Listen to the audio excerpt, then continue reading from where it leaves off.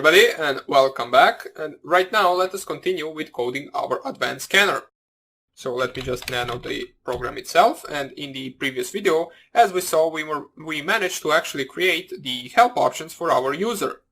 Right now let us create the port scan function, which we specified as the last line of our main function. So let us actually unhash this, and let us use a simple usage of actually running the main function, which is common in Python, which goes like this: if name equals to underscore underscore main underscore underscore, then run the main function. So let us now code the port scan function itself. As we saw right here, the port scan function takes two arguments, which is the host and the port. So let us code it right here. Def port scan. Make sure to name it the same as you named it in the main function, otherwise this will not work.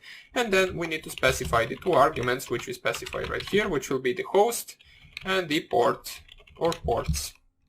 We need to end it with the two dots, and everything that is tapped into under this function will be the part of the code.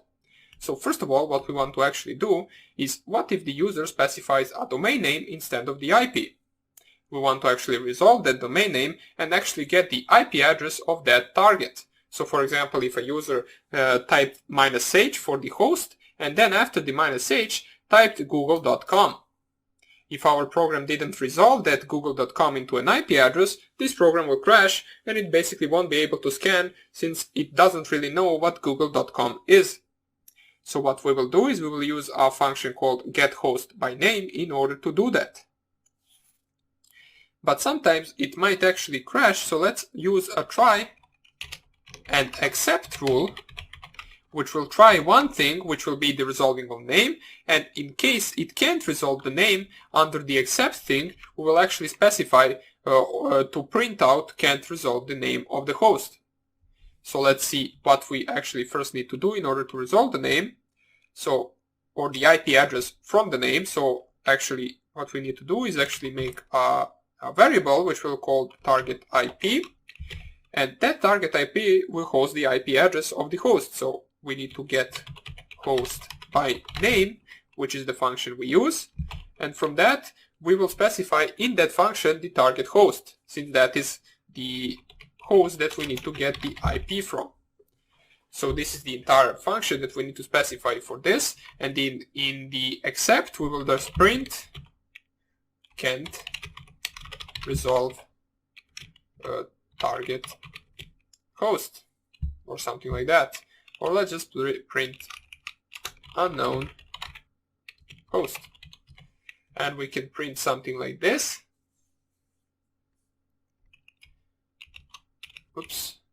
The %, and then s, and then we can close this and then type %, and then target host.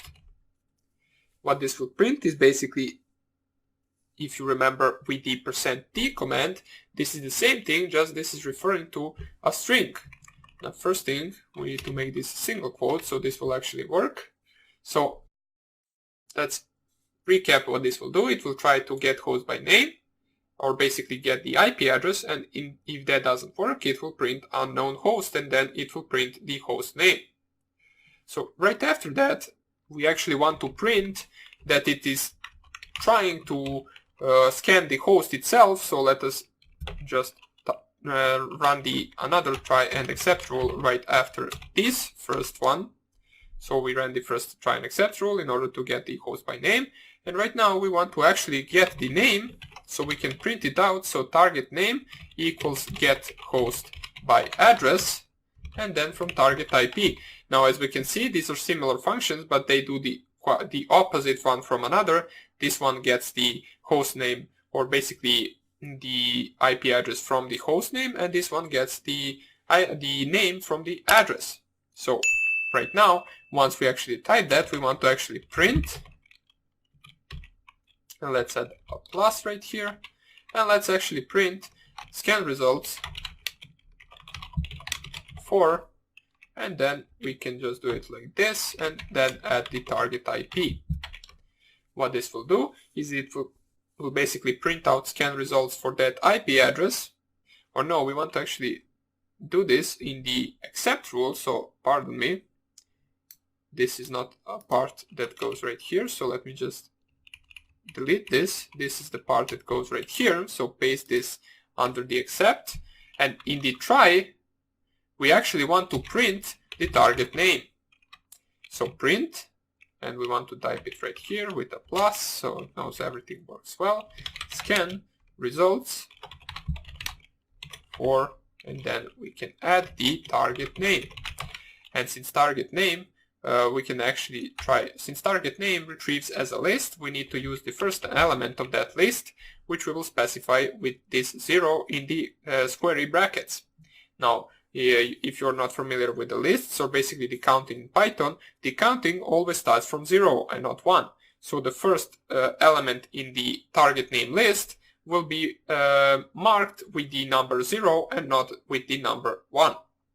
So now that we did that, we can actually use the function that we used in the previous video, which is set default timeout, so we don't actually wait for an eternity for a single port to scan. So set default timeout to be, for example, 1 second, and right now we can perform a similar function or a similar part of code that we performed in our previous program.